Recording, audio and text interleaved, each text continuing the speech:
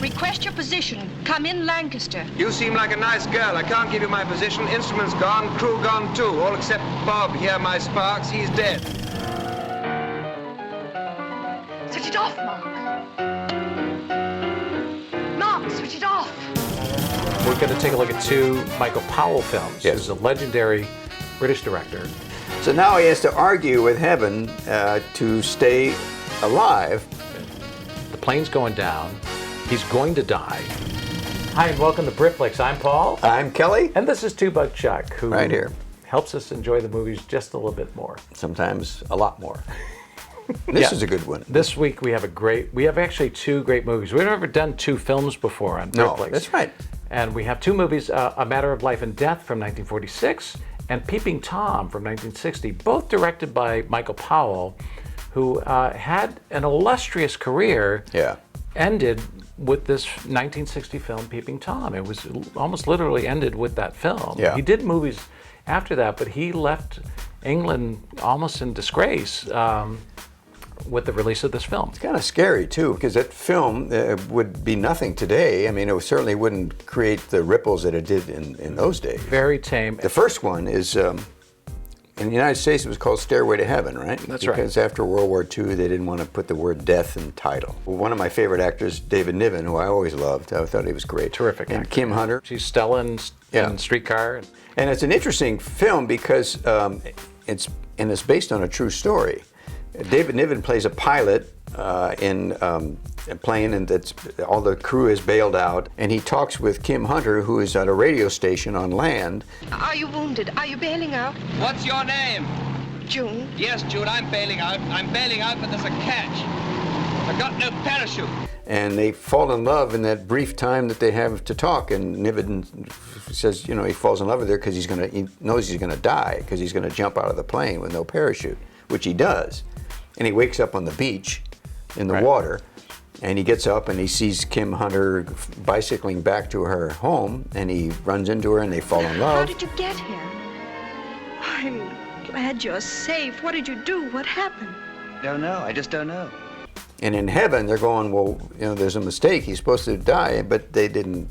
The guy screwed up. The liaison guy didn't. Conductor 71. It could have happened to anybody. How did it happen? Everything was calculated except for this accursed fog. The pilot jumped, he got lost in the fog. I missed him. So now he has to argue with heaven to stay alive because in the 12 hours that he was given, or that he had, he fell in love with Kim Hunter's character. Right. And they say, no, that's not true. It's not Barty. But he said, yeah, it's not my fault.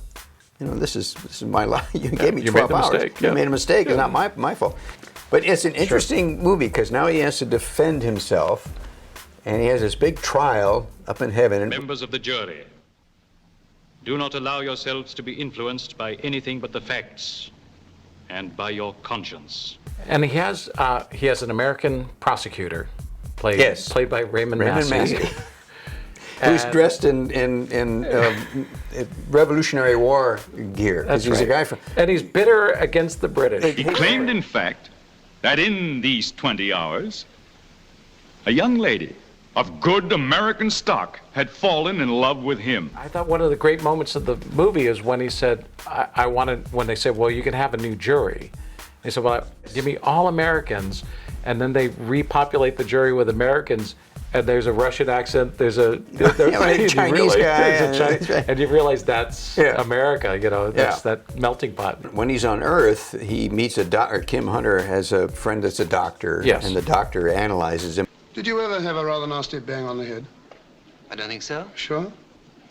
The usual one, dropped as a baby. And he tells him that this guy is coming down for heaven, and somehow the doctor believes him. I don't know why. It's interesting, because it's Dr. Frank. As I watched it a few times, I was trying to figure out, is he just, as a doctor, just kind of, you know, pacifying him, and going along with him. So he has to get an operation, and the doctor on the way to the operation is killed. Yep. He ends up in heaven. So he's the one that ends up defending him. David Niven's character to Raymond Massey as the prosecutor. Right. And the interesting thing is, to me, who is the judge? The brain surgeon. The brain surgeon. So obviously it's taken place in his mind. Yeah.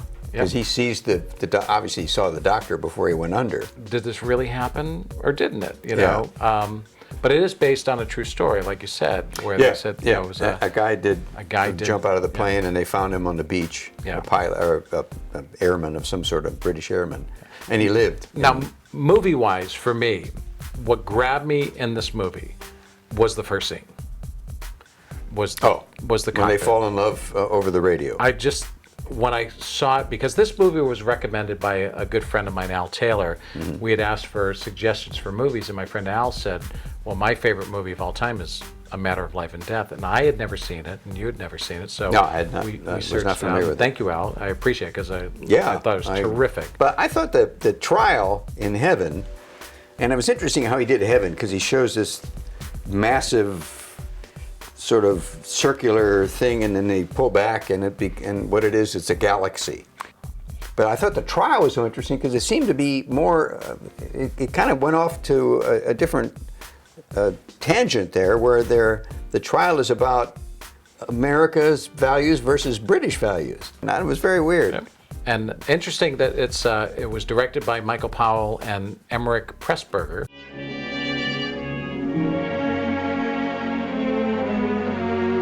And as I researched, most of their movies were credited that way, which was not done at that time. They were the Lennon and McCartney producers and directors. Yeah. Is that Pressburger wrote more, Powell directed more.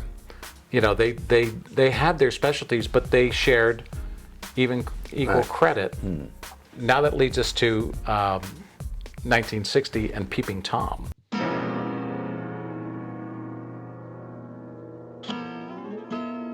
The title is off-putting. It is for me. Yeah, you know, it's not a film you go, oh, well, let's go see Peeping Tom. Yeah. I mean, if this movie was called Compulsion or The Voyeur, The Voyeur, yeah, which I actually think was the French title. I think I saw in one of the clips of that. That makes sense. Then Peeping Tom has a connotation creepy. And yes, indeed, this character is creepy. And no offense to any Peeping Toms out there. I don't want to. We don't want to offend everybody. We'll take views from it. We will. People. But no, and it's a dark film, and I think the reason, because we mentioned Psycho came out. About 2 months later. Psycho is one of those jump out of your seat scary films. Right. Whereas Peeping Tom is a creepy psychological thriller. Thriller, I guess, but that's not quite a thriller, because there's really not too many thrills in there. Because I think it's an odd thrill, because the odd thrill is you're kind of going, what is going on here? Yeah. Because you're just thinking, I'm seeing a movie called Peeping Tom. Starts off with him with his camera on the street. Prostitute, yeah. Confronts a prostitute. Yeah. He's such a creepy guy. It's a creepy film. Yeah. And the one little thing, because there's so many things that are unexplained until they're explained. And in that first prostitute that's killed, you see a flicker of light over her face. Yes, like a flashlight. Yeah, you see there's something there, but you don't know why or what it is. You don't know what that is. And so as the movie progresses, it's ultimately explained why you're seeing that reflection. You also find out he was tortured by his father. His father, when you see the films of him as a young boy, his father was a researcher of human behavior. Yeah, and fear. I had a bad dream. What was the light in your eye? The dad's like shocking him and scaring him and shooting him to the point where the kid's that in tears. And it's the same thing he's doing as an adult. But he's also a voyeur. When he sees couples kissing, and he likes to look at them, and he likes to watch. And another element that made this kind of creepy was Michael Powell played his father in the and his son played the little boy in the home movies that they did. Can't you guess? If you're going to get the Criterion Collection of Peeping Tom, it has a terrific documentary. Excellent. Called British Psycho, and it tells you those tidbits. There's a moment in Peeping Tom where one of the models is topless. It's a very quick scene, but it cuts to this. Oh, one of the models. One of the models is topless, and that, as we're told in this documentary, is the first nudity in British film. And we should also note one of the women in the movie was the actress from the Red Shoes. She was the ballerina from the Red Shoes that Michael Powell directed. She is the stunt actress in this film.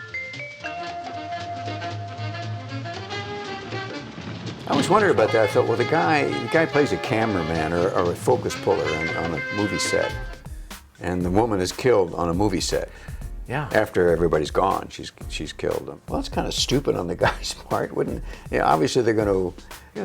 All the detectives are going to go. People they do interview everybody, but even so, there's only a few people. I mean, it had to be one of them, right? Yeah. Now, in the documentary, the writer of the screenplay, Leo Marks. What a fascinating story. I thought that he was a code breaker in World War II. And I thought one of the interesting things he said was, the most difficult code to break is a woman.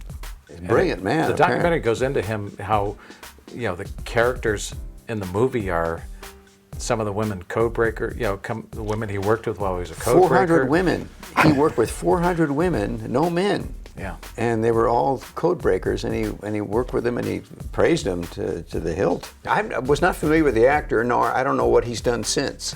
I looked him up on his IMDb, and he was in Four Horsemen of the Apocalypse in the 60s. Another comedy thriller. Rob, I'll let you Rob. Another farcical.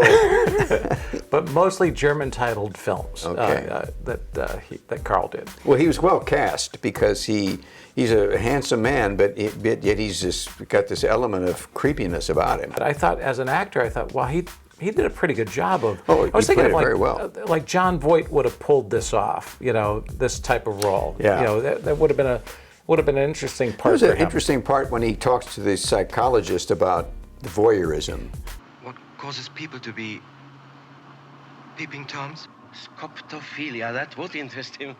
Most fertile mind. Scoptophilia, the morbid urge to gaze. But two films, two ends of the spectrum as far as film goes. Kind of a classic Hollywood film. Yeah, only 14, 15 years apart. Yeah. But he had a lot in between that was very successful too. He absolutely did. Some box office successes, some not. Yeah. But always as a filmmaker, highly regarded by other filmmakers. Fortunately, regarded. Rediscovered by Scorsese and Coppola and those people in the Spielberg, 80s, where they talk about these movies were really chopped up because they were chopped up and sold to television, and so there weren't full versions of the original versions of the films available until the 80s. And when that film came back out, I saw it in a theater. I read about it in a paper. It had these deep, sort of rich colors about it that was very interesting. Like a Charles Shaw wine. Yes. Well, I was thinking exactly, actually. Yeah. And I think on this episode of Brit Flix, we give Michael Powell. Oh, he's a brilliant filmmaker, no question about it. Definitely. It's just a shame that it had to end the way for him. So, two chucks up. Michael, bless you, Mickey, wherever you are. Good luck. Best of luck to you. We'll see you next time on Brit Flix.